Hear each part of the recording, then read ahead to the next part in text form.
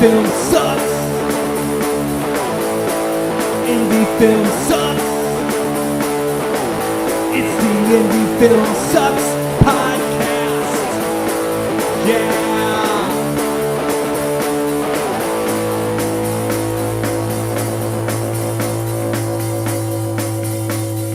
Coming at you from the mean streets of St. Louis, from a basement on South Broadway, the Indie Film Sucks podcast. Because indie film, well, if you're from Missouri, they'll ignore you if you don't have at least $1 million budget. I'm kidding.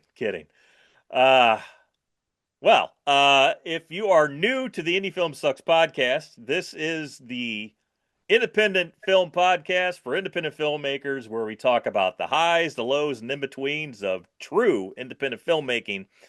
And tonight, we have a special guest, true independent filmmaker, cinematographer, Mr. Vincent Wren.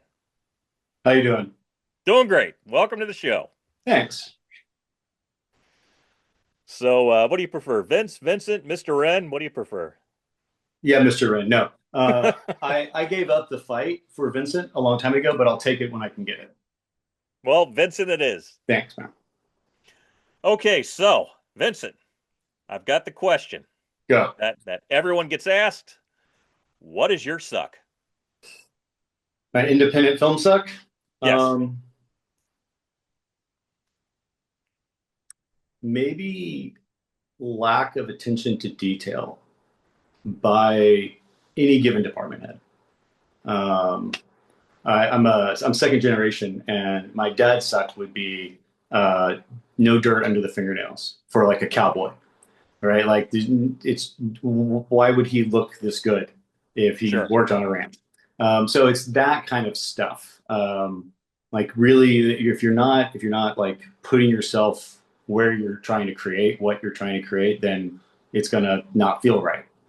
And everybody has to bring it because not one person can look at everybody else's responsibility. That's why we have so many people on set. That's why everyone crowds around the monitor to watch their specific little job. So lack of attention to detail. I can see that. I can definitely see that. So, in my opinion, I mean, I can operate a camera, right? Mhm. I can shoot things, but I am not a cinematographer. And there is, in my opinion, a vast gulf between a camera operator and a cinematographer. Yeah. You know, a cinematographer is generally someone who is or should be a master or near master of their trade, and a camera operator generally is someone who follows the cinematographer's direction. In my opinion. Yeah. Yeah. I mean, I think the A camera operator a lot of times works, or B camera operator works with the director as well. Like kind of cuts out the DP. I've been a B camera operator a lot in my life. And the DP is busy dealing with lighting.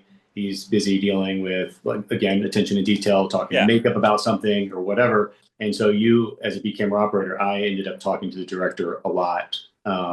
And also, like B camera operating is maybe the best job on set because you have a ton of creative influence and almost zero actual responsibility. No one's calling you and going, "What the hell happened?" If you're underexposed or if you know what I mean, like the first AC is pulling focus for you, and it's a really fun job because you're in it and you don't have the weight of a DP on your shoulders. That said, I'd rather be a DP than anything else in the world. I mean, it kind of sounds like being a NFL kicker on the practice squad. Like you're making good money, but you don't have the pressure of making that 50-yard field goal. You don't have the pressure. That's true, but a camera operator is still like you're still rolling a lot and you're still finding the shot that no one has time to think about because they're too busy trying to make their day. They're checking off their shot list. You know, like what if I like go out on the fire escape and shoot through the window as he walks up to it? Whoa, yeah, do that. You know, and then you get to like figure out how to actually make that happen. And I do like I'm not going to say that I miss it a ton because I don't spend a lot of time missing camera operating. But it was a really great time. Yeah, my original point I was making is how I'm a writer director, not a cinematographer. Yeah. I find the best relationships because I've worked with a number of cinematographers over the years, is when you have the unspoken, I'm doing my job, you're doing your job, and sometimes we meet to discuss, but most of the time we're each doing our own job, and that is great when you have that level of trust and understanding with someone. There's really nothing better, and to me, apart from the actors and everything else, that is the relationship Yeah, in a film. it really is. Yeah, I completely agree. I completely agree. It's my job to get in your head enough to, and then interpret it, and then hopefully give you something even a little bit better than you imagined. You know, but it's not like I'm not imposing my vision or my will. I'm trying to like kind of fulfill yours.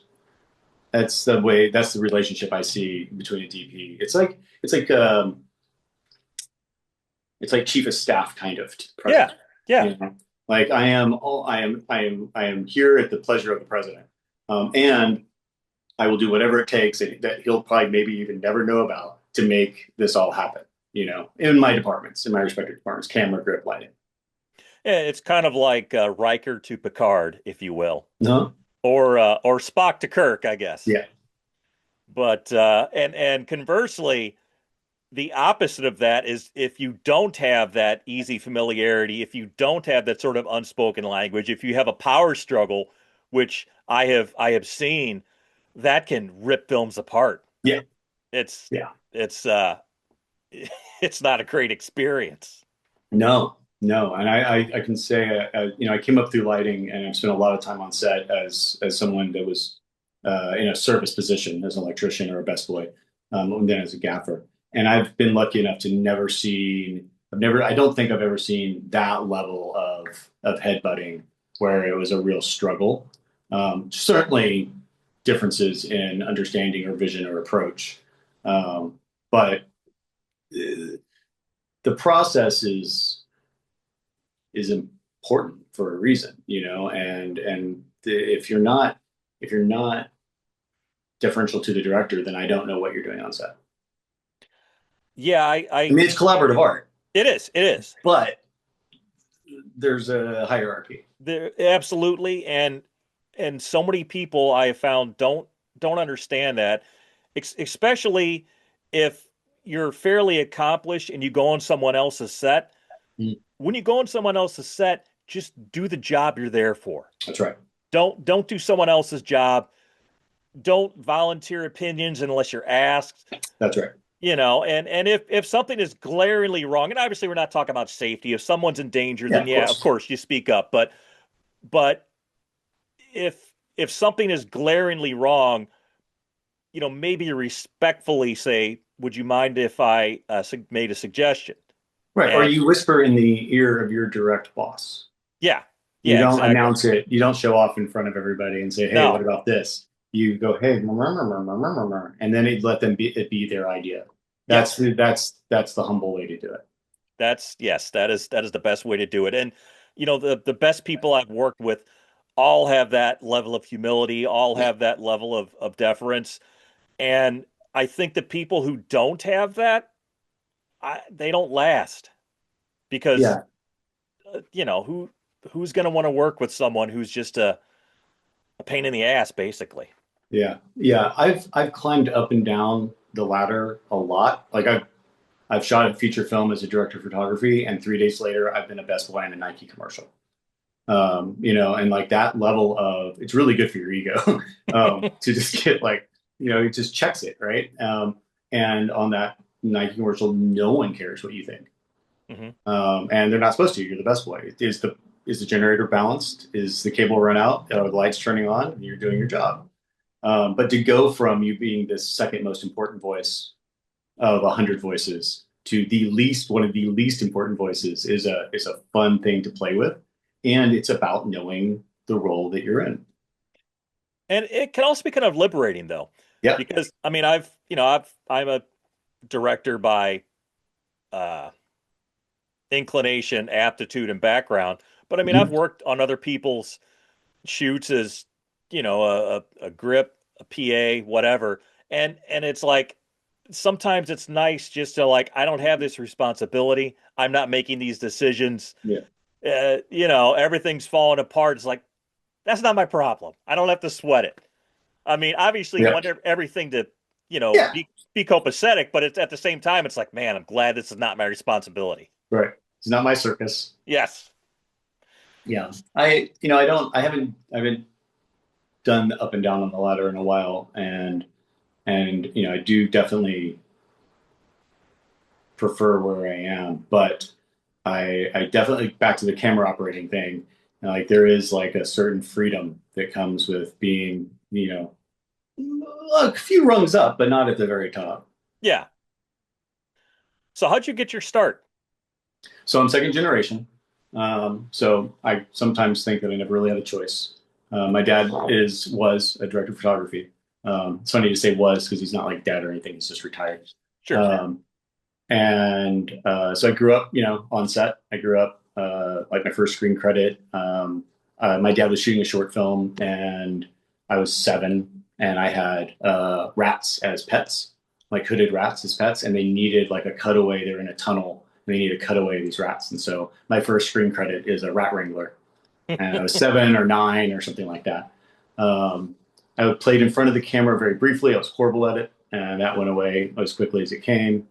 And then between junior and senior year in high school, I did a like 7-day shoot with my dad as like a tell him just do anything. I ended up in Grip and Electric. I also held a boom on that, but it was like five of the 7 days were nights, and it was out at the original Alamo where they shot John Oh. Wayne's Alamo at Happy Cheyenne's place, and there's scorpions and like it was by any stretch a nightmare job, right? And I got like $50 a day. And at the end of it, my dad's like, "What do you think?" I'm like, "I had a really great time." He's like, "Oh, well, you might be cut out for this business. If this didn't scare you off, you probably have a really good shot of making it." And I graduated on, let's say, a Saturday, and on a Tuesday, I was an electrician on a commercial. And I did that for a few years, and was very into the gear, but not so much into the art.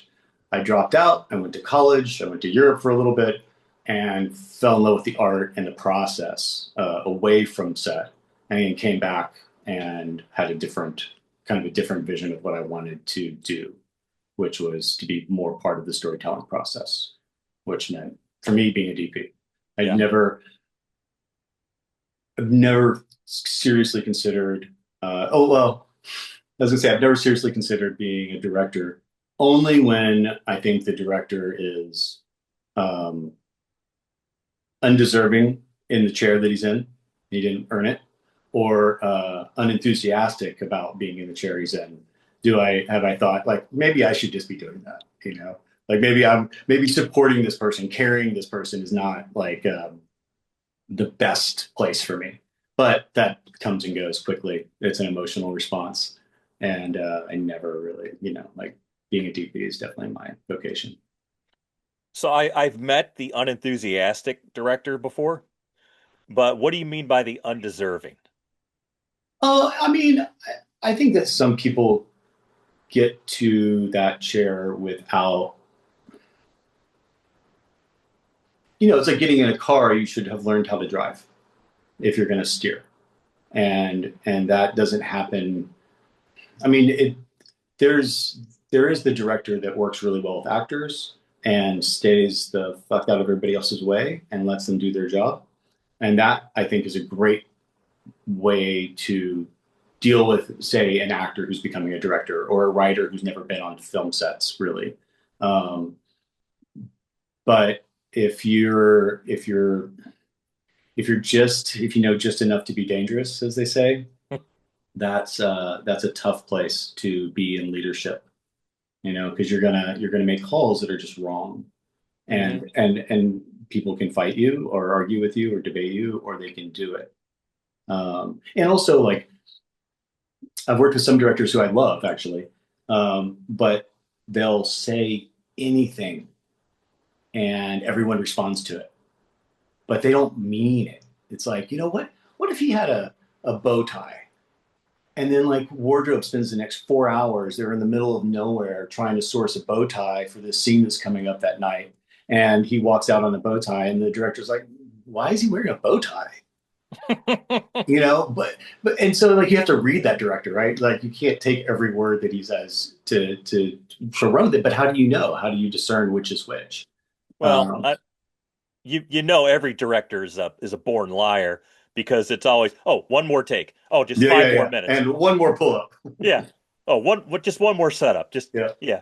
And of course, every DP wants unlimited time to light. yeah, yeah. You I know. mean, that's why we have first ADs. First ADs exist to keep me from playing forever. Yes. Yes. But like I said, the best relationships are the people that is like, okay, you know your job. I'm going to let you do it. I know my job. Let me do it, and then let's go. Yeah, And those are very seamless, yeah, and it's a great experience for everybody involved and for the whole crew and the cast involved too, because there's again nothing worse when the department heads are like this. yeah, Then it's just chaos for everybody. yeah. You don't make your days. Yeah, and it's a friend of mine was talking about a shoot he was recently on where they were overly ambitious with what they were trying to achieve within a given day. Yeah, And this uh the director's pretty experienced, but they're still trying to cram way too much in. And sometimes, I mean, you need someone that's also the first AD's job is to say, hey, we can't do 42 setups in a day. It's not going to happen. You know, we're right, not going to do this many pages in a day. right. And someone on Facebook was talking about how they shot like 90 pages over a weekend. And I'm like, how how'd you do that? Is it just one take? Yeah, not well, I No, suspect. not well. I've done 12 page days plenty of times in my life. But so it's like it's a battle with and against time and money.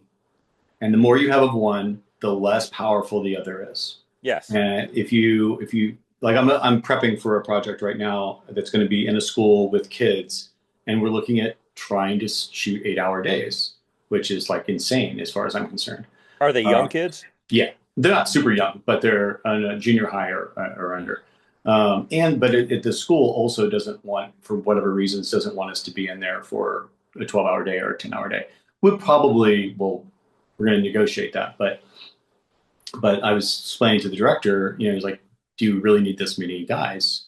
I'm like, well, we don't have time.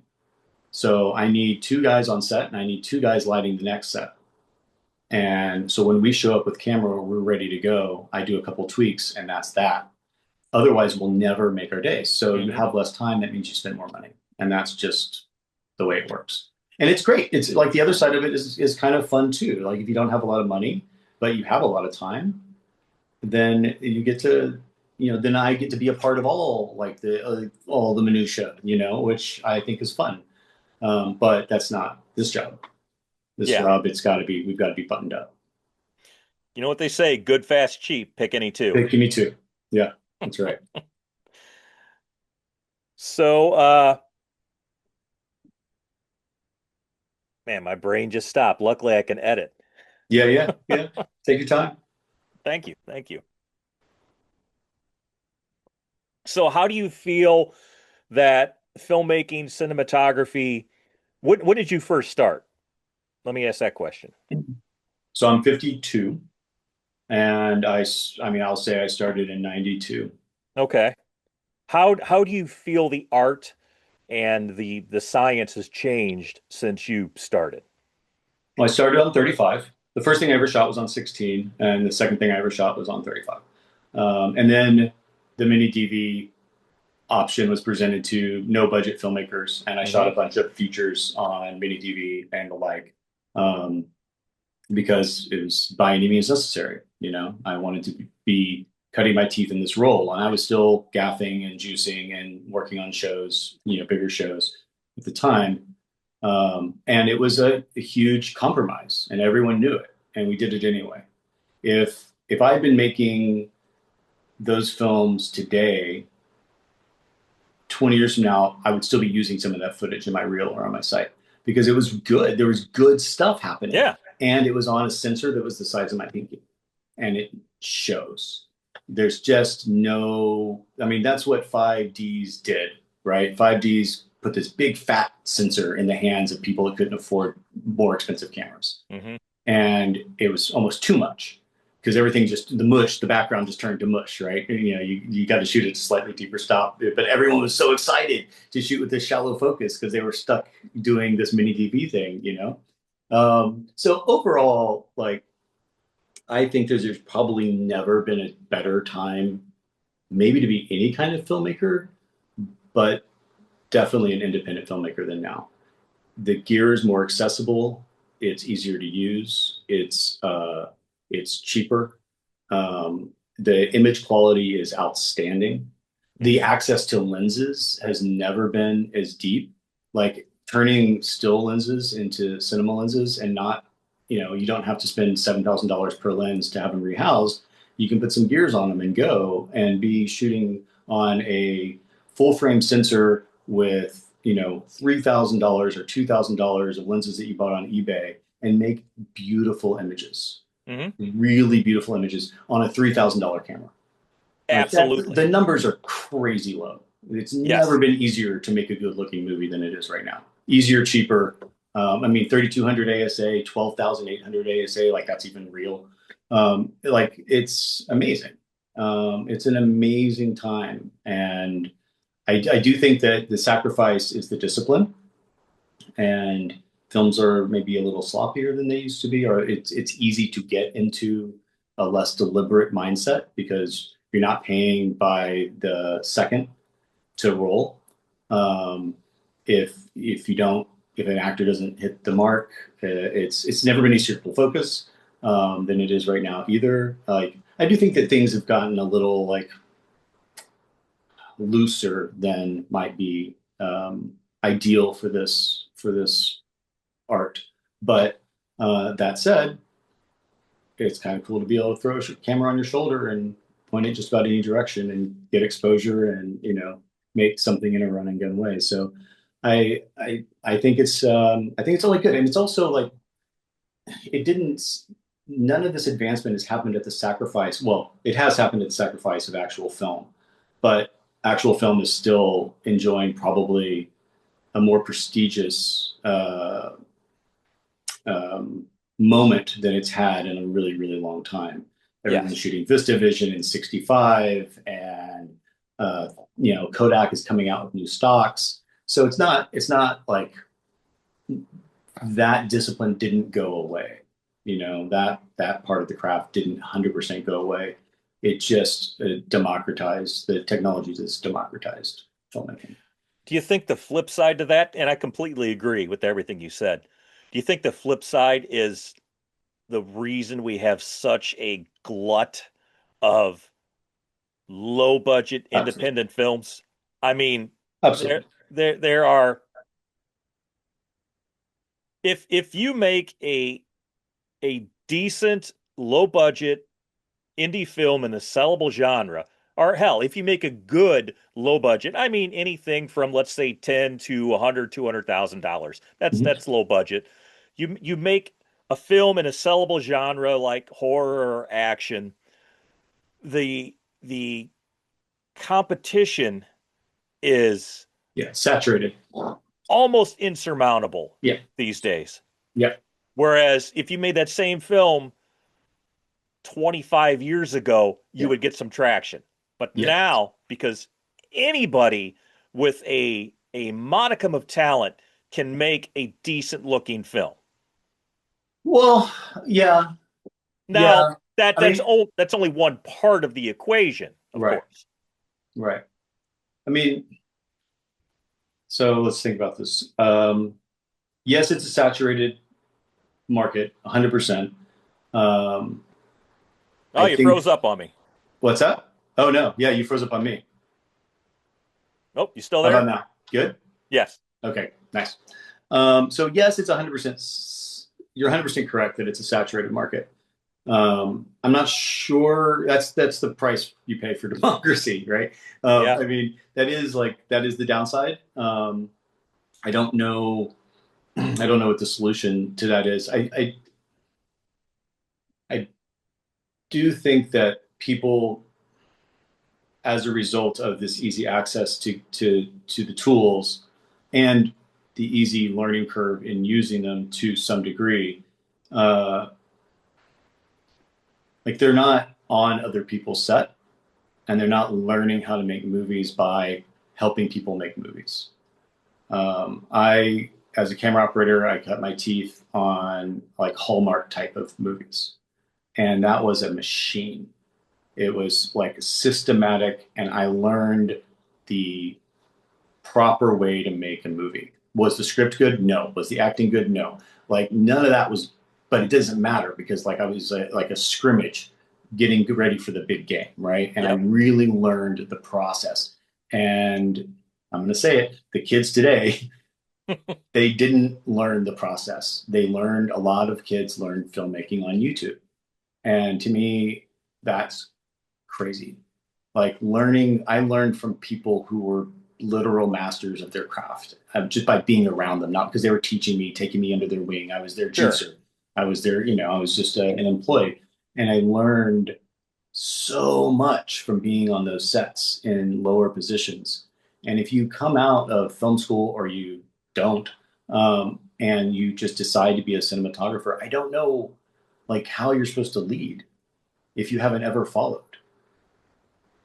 So That that's like the biggest downside from my point of view is I can loss of craft.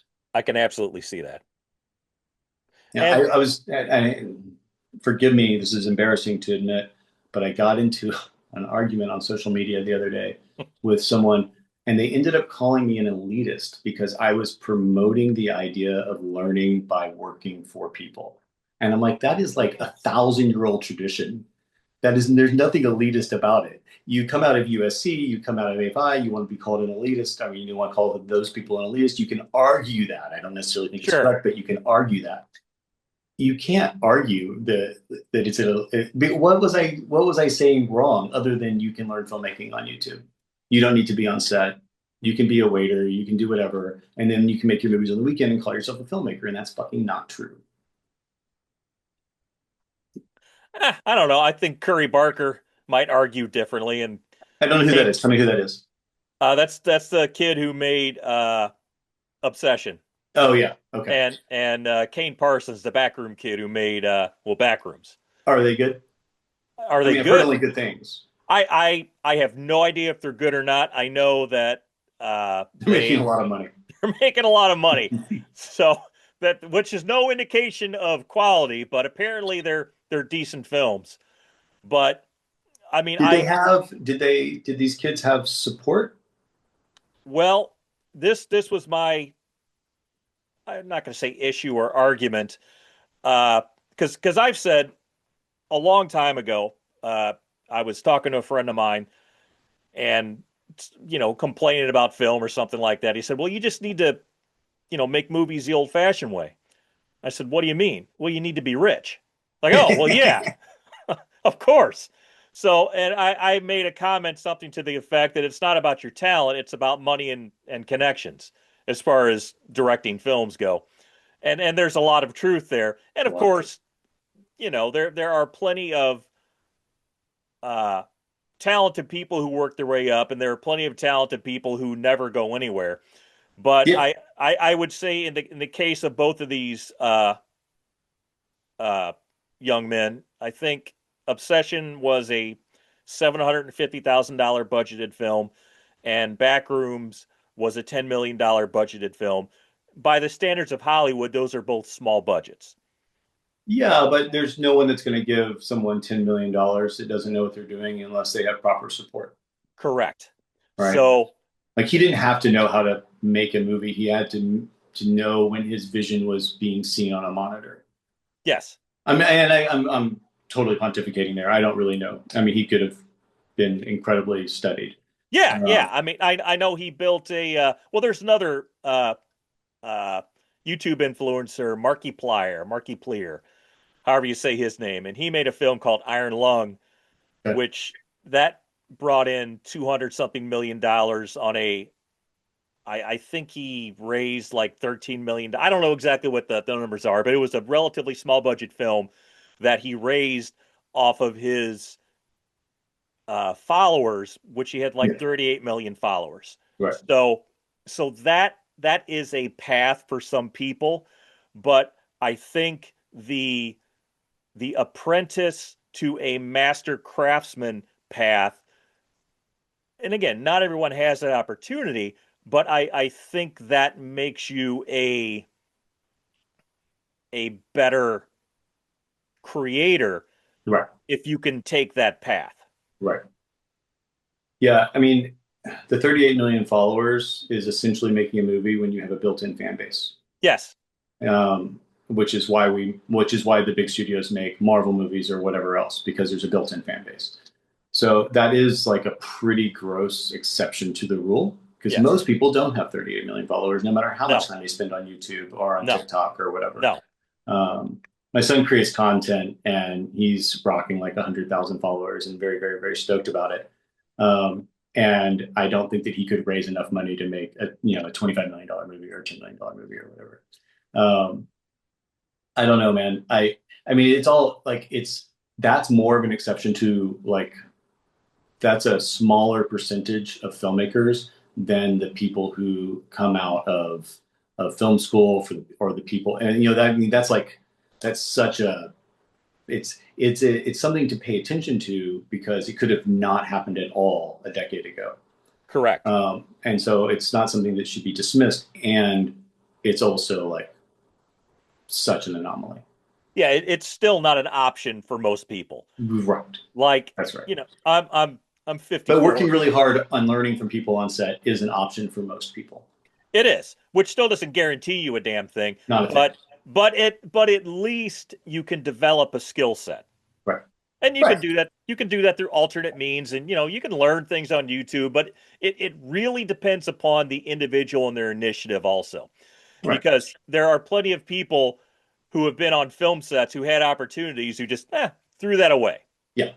because And the amount of people that really, really, really want to be a director or really, really want to be a DP that never got past being like a third hammer on a movie because they had a kid and they got onto some big shows and now they're making $100,000 a year or $200,000 a year on major feature films and they never get to actually do the thing they always wanted. That's also a super common story. yeah, The film business can kill your dreams just as much as it can fulfill them.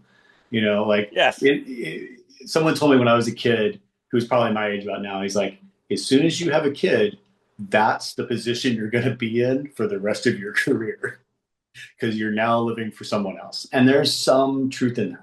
I had shot stuff before I had my son, and I was shooting slash camera operating back and forth at the time. And I got a little lucky to still be able to advance in a more permanent way after that. But I was already almost there, right? sure, Like I was crossing the line. But it slowed me down. It slowed me down a lot. I think that my career would be radically different if I hadn't had a kid when I had a kid. I'll take the yeah, kid. I'll take the kid over whatever else would have happened because he's amazing. But and I think it should slow you down. yeah, I mean, no, 100%. if you do have a kid or kids and you're like, well, that's great. I'm still going to do what I'm going to do. To hell with the kids. Dude, it happens a lot. I know you're kind of a piece of shit if that's what you do. But Yeah, yeah, and you're going to regret it. You're going to yeah, regret it because you're not going to and know your kid. and your kid's going to hate your guts later on, Yeah. and they're not Yeah, going to and I've change your got diapers. like the relationship I have with my kid, I couldn't be more pleased with and more proud of. So, So what out of all the projects you've done, what sticks out most in your head? What's your favorite?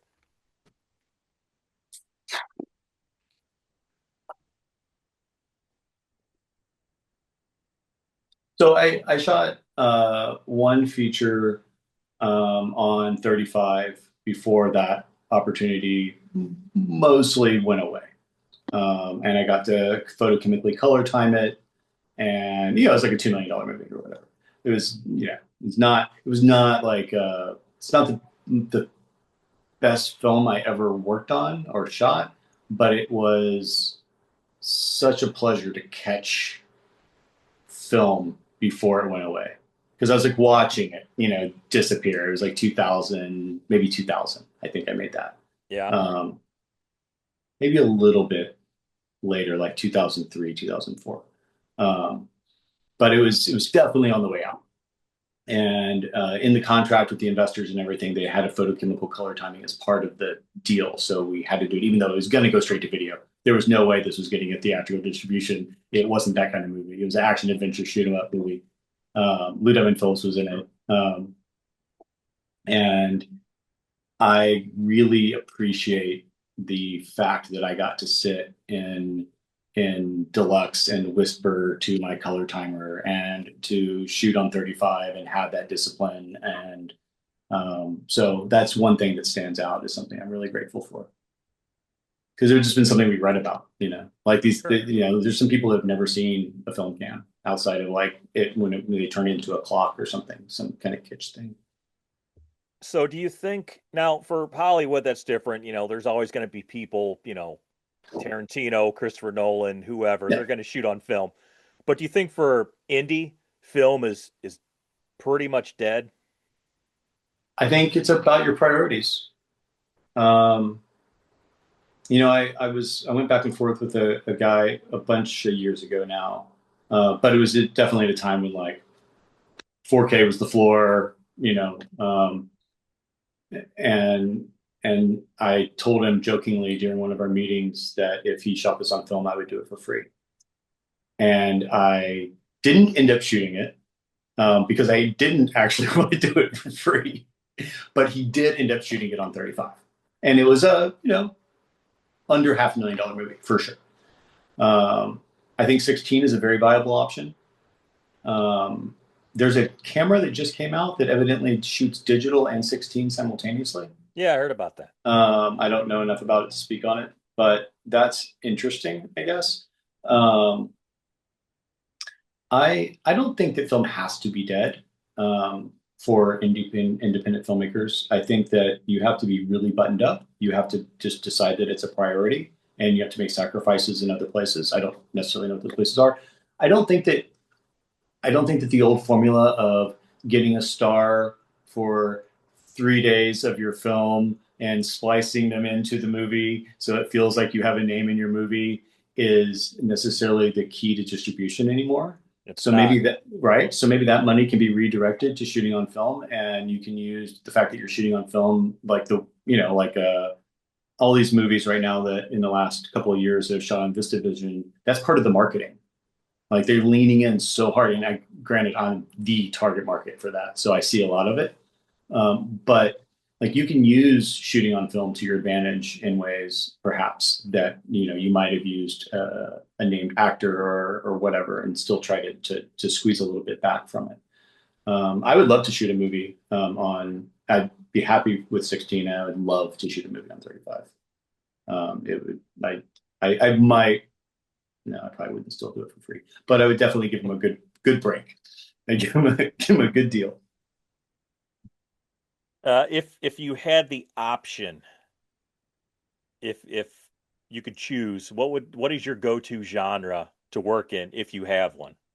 Don't. I thank you for giving me the out of if I have one.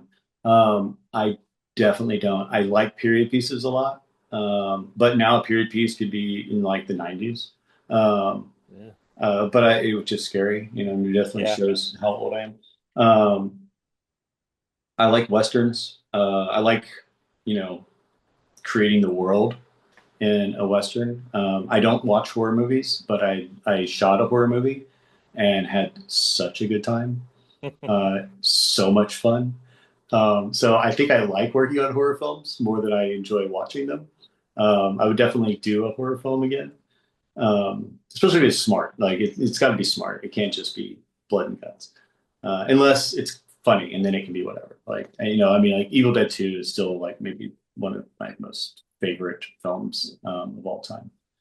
Um, Favorite genre? I mean, I don't want to say westerns, but it's not my favorite to watch. Right? Like I like watching westerns, Sure. but I'm not like an avid, uh, you know, um, I don't have a genre that I really would like prefer over anything else. Have you shot a Western? Sort of. I shot some of a Western. During COVID, I shot about 2 weeks of a Western that would pop up and go away again, pop up and go away. We were shooting in the middle of nowhere in California, and it was a great job to have during COVID because A, there was no jobs, and B, it was all outside. So everybody could keep their distance and yada, yada, yada. And it was on the Venice and it was with Koa Anamorphics and it was like kind of a real thing. And it was a lot of fun. I really enjoyed the time I shot on it, and then they went down again, I guess, to get more money or whatever it was, and I didn't end up coming back. Long story short, but I had a really good time. And when I was a camera operator, second unit director, we did Western leaning or straight up Western MOW type things that were all in 35 and were not great scripts usually. Um, Yeah. but they were a lot of fun. They were a lot of fun, and it's nice to like. So I like the idea of shooting a movie without a smartphone in the whole film, and to that effect, I also like shooting films before electricity Yeah. because you have to like motivate your lighting Yeah. differently, very differently. So I like that challenge a lot. Maybe that's part of the draw to much older period pieces like So Western. how do you feel about Barry Lyndon? I mean, how can I, like I don't envy the what they had to breathe in for a lot of that. But like, what's not to? I can't say a bad thing about it. Yeah, yeah. So what would you say has been your biggest challenge working as a cinematographer or camera operator or even G&E? Oh, it's a challenge.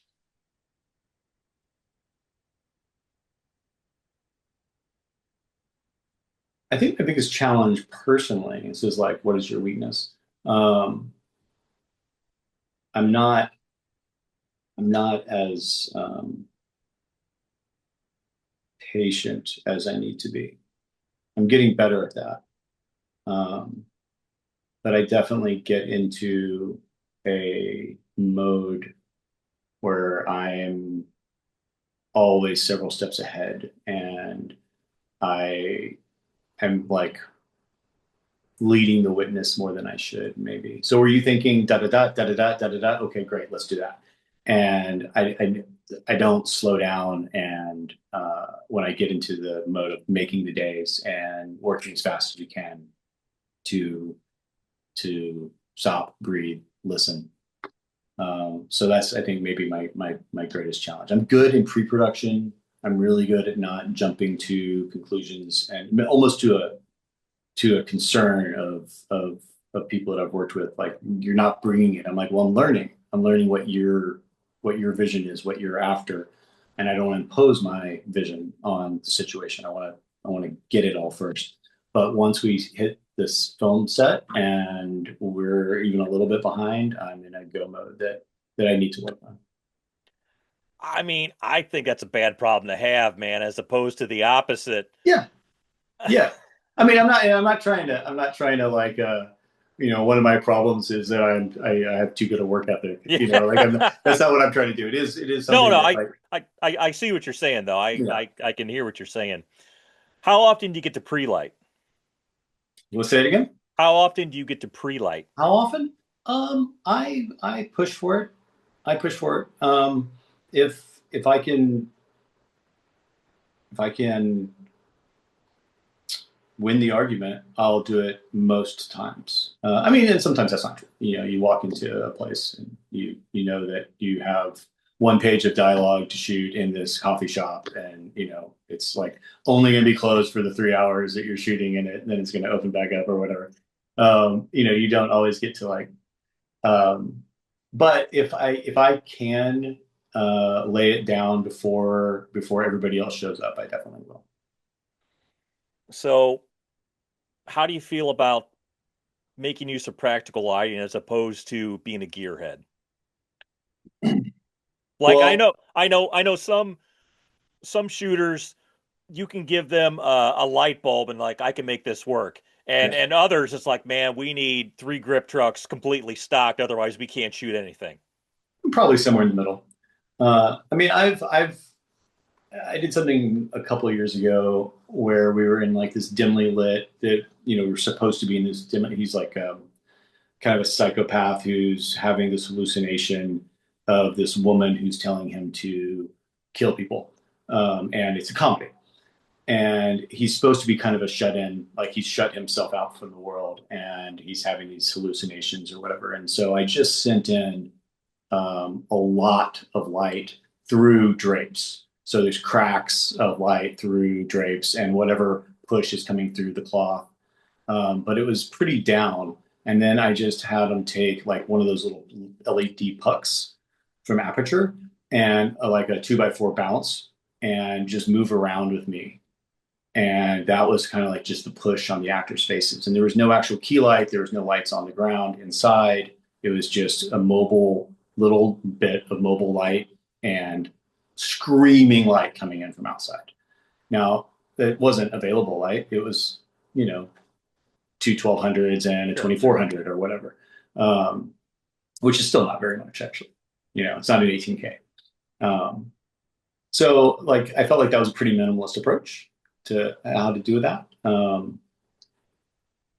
I think that you can do, I think you can do it with less. I think that 12,800 is a real thing, and I could shoot in my living room with my lamp on, and have a nice looking image. It's about like the less control you have over one thing, the more important it is to deal with the others. So like photography, cinematography is knowing where to have the camera in relationship to subject and light.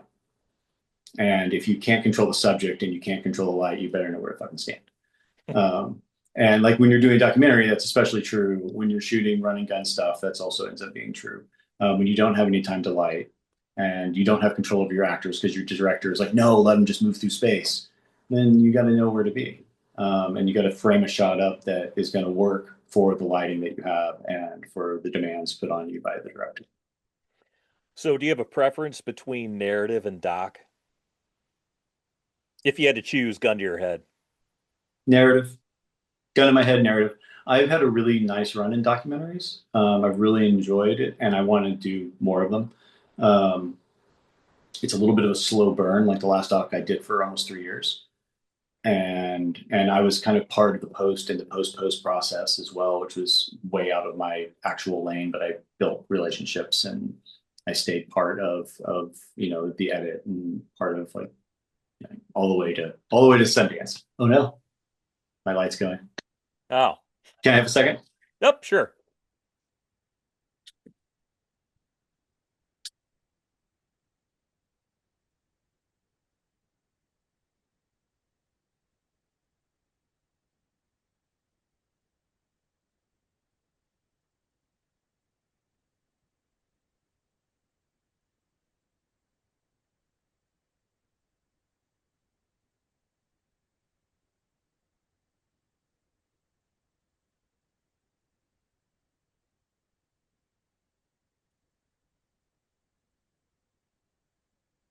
How's that?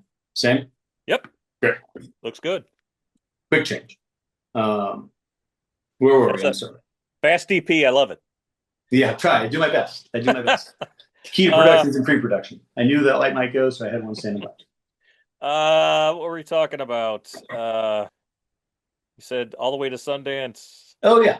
So I was on that job pretty intimately for a long time, and I loved it. And that director calls me and says, "Let's go. I'll hop on a plane." Absolutely. It was a good job. It's a good experience. That said, like I shot a short recently, and it was the first narrative. I didn't even realize it. It was the first narrative I'd done in years. And I did not get into this business to be a documentary filmmaker. Sure. It just sort of happened. And shooting that short, pulling it off the page, and then chopping it up and putting it into the glass, like it's so fulfilling. The process is so fulfilling. that it's very hard to compare the two. It's almost like it's more than two different genres. It's like it's two entirely different disciplines that Yeah. use the similar tools. Um, Yes. and making a film, taking a script and turning it into a movie, knowing how the shot you're shooting is going to cut with the five other shots as you're shooting it, and that's why it has the value, and you know where it's going to end up in relationship to those. Like that's unbeatable. I agree. I mean, I've directed one documentary, and that was the first one I directed, and this was, well, I guess 12 years ago at this point. And on the one hand, it was very freeing because Mhm. it's like I have no control over any of this. It was a documentary about World War II reenactors, Oh and yeah. I got into it by happenstance because we had previously made a World War II feature film, and that was a 3 year ordeal.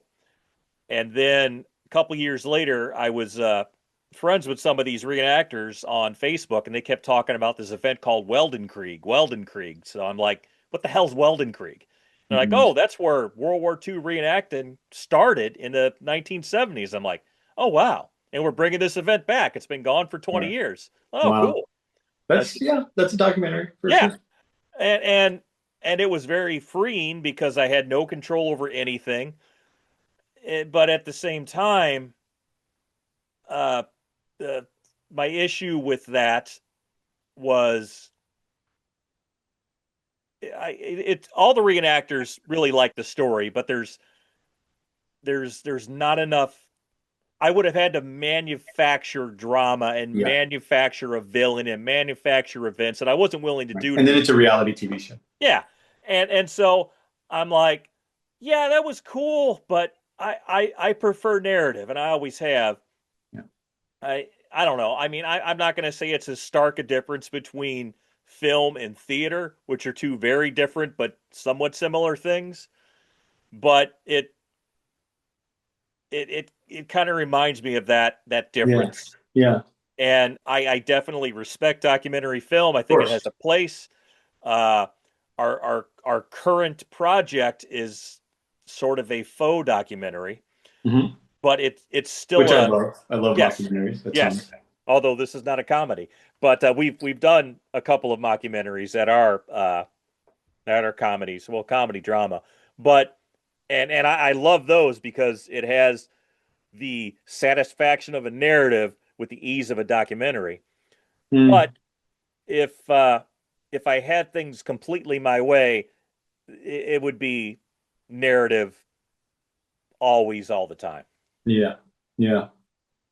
What do you think Man Bites Dog is?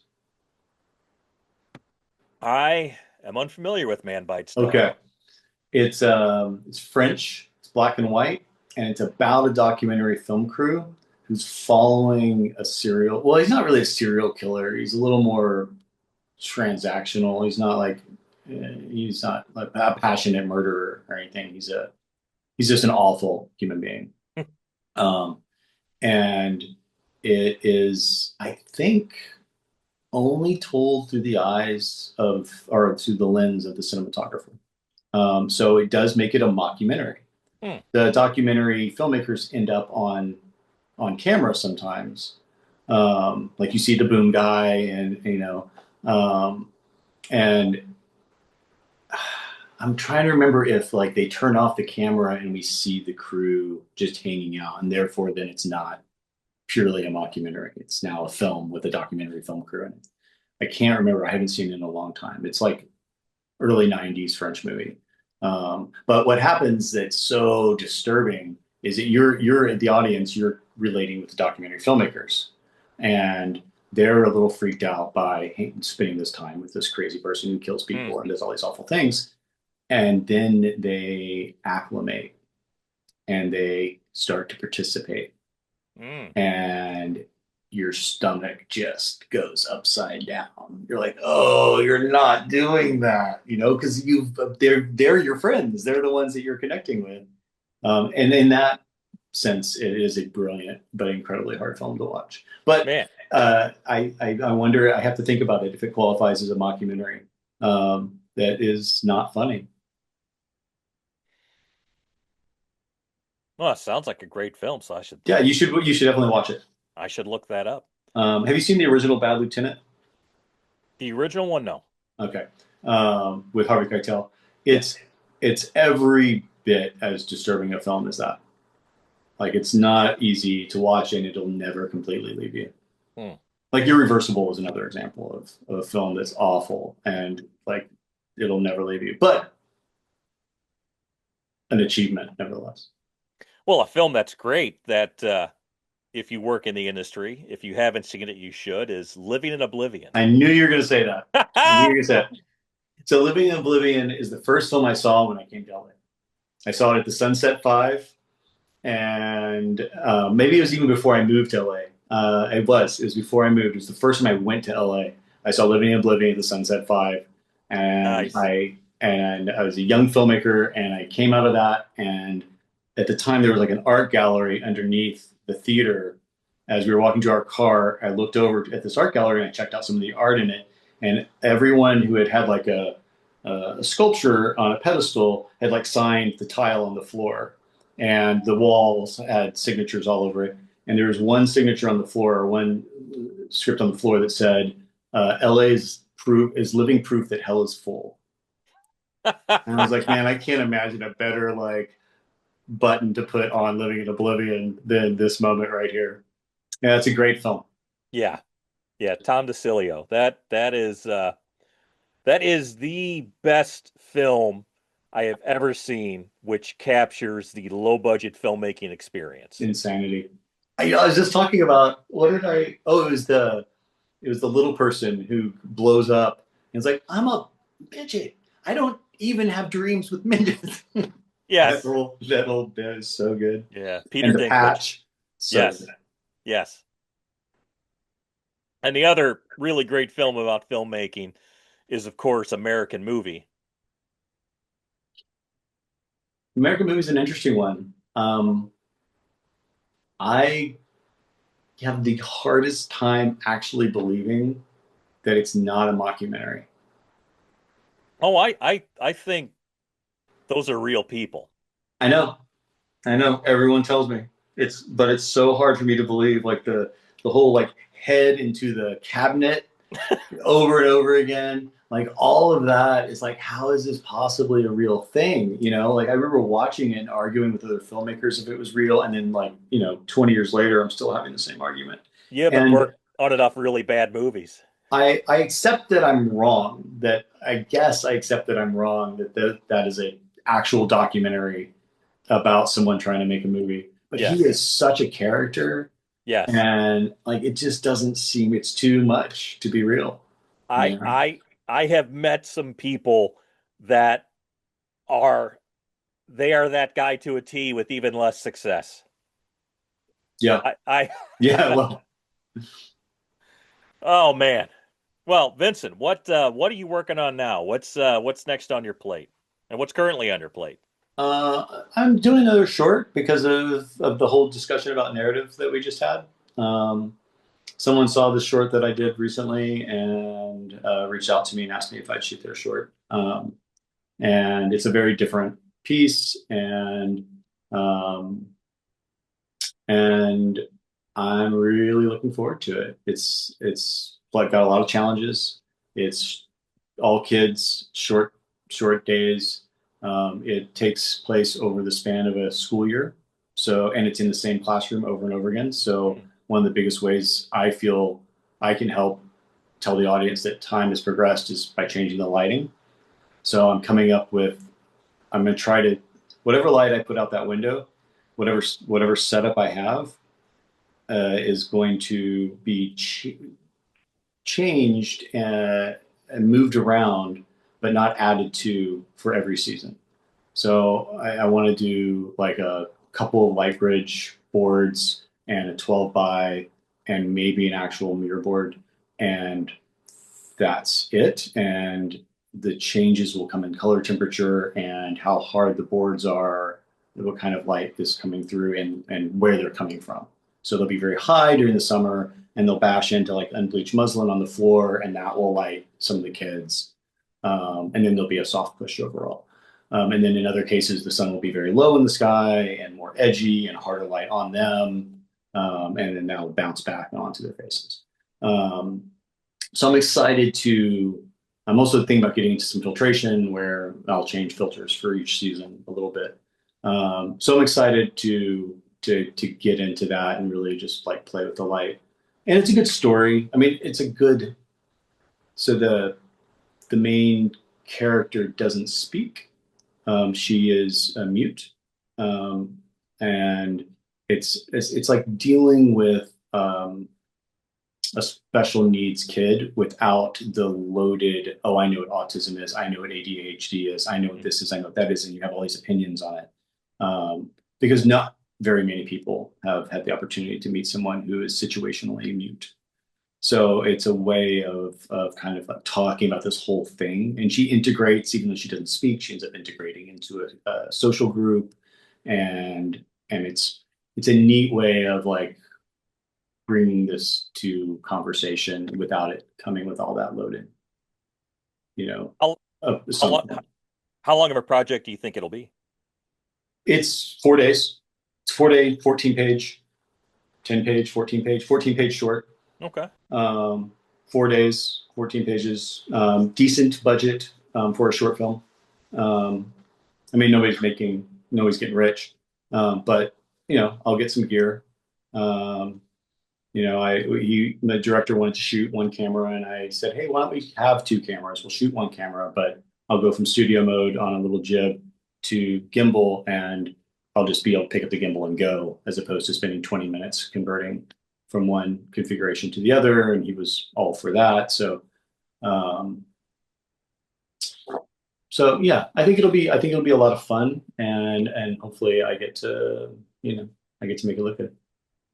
Interesting. I get to make it look interesting. It's more than good, right? That's the idea. Yeah. So do you have anything you want to promote? Anything you want to push? Any websites? No, I mean, my Instagram is Framelines Creative. Feel free to check it out. Feel free to reach out. Feel free to follow. My Vimeo is vimeo.com/Vincent Wren. And yeah, reach out anytime. All right, man. Well, I feel like we talked about a lot tonight. Yeah, it was fun. Thank you. Yeah, thank you. I feel like we talked about the highs, the lows, and the in-betweens of true independent filmmaking on the Indie Film Sucks podcast, brought to you by 88mm Productions. And you can find us on Facebook, Indie Film Sucks, Instagram, IndieFilmSucks.com. You can send in your films for reviews. You can hit us up to be interviewed. You can hit us up to tell us how you think we're terrible and we're hacks. Whatever you feel like doing, we're here for you. And Vincent, man, I want to thank you for coming on, let me pick your brain and talk about your craft and talk about the state of the industry. Yeah, man. Thank you. It was a lot of fun. Yeah, thanks a lot, man. Well, I guess, man, catch you on the flip side. All right. Cheers. All right, take it easy. Indie film sucks. Indie film sucks. It's the Indie Film Sucks podcast. Yeah.